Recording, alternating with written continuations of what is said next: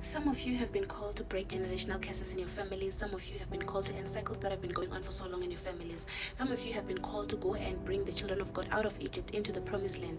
Think of Egypt as like situations that torment us, things that take us away from the presence of God, or any burdens, anything that is hard on us. Because when we think of Egypt, we think of suffering, hard labor, slavery, which is what the world does to us.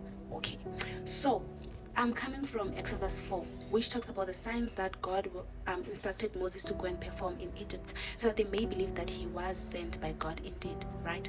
So there are two things that had to be done. Firstly, God told him, throw your stuff onto the ground. A staff is like a rod. Throw your stuff onto the ground. He did that, and the staff became what? A snake. Moses ran away, which is what you and I would have probably done as well. But God was like, Moses, hold it by its tail. Hold the snake by its tail. Moses held the snake by its tail, and it became what? A staff again, a rod again, a stick again. Good. Now, secondly, he was like, put your hand in your cloak. A cloak is like a garment, right? So he was like, put your hand in your cloak, and when he took it out, it was leprous. It was white as snow. And God told him, put it back in. He put it back in. When he took it out, it was restored. This is where you and I lose God, because the minute that snake pops up, you go run, my sister. The minute God says, hold the snake by the tail, you run. How can you expect me to hold a snake? You know it's poisonous. You know it can kill me.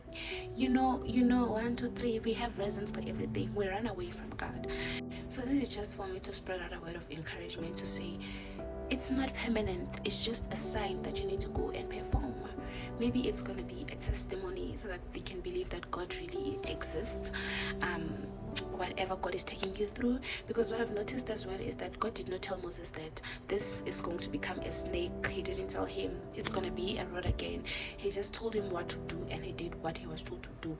So you and I, my friend, need to trust God more.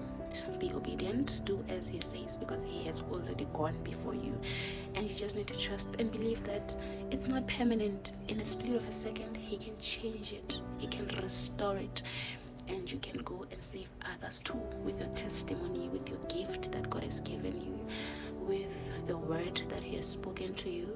You can go and set someone else free, set yourself free, set your family free, break generational curses and end cycles.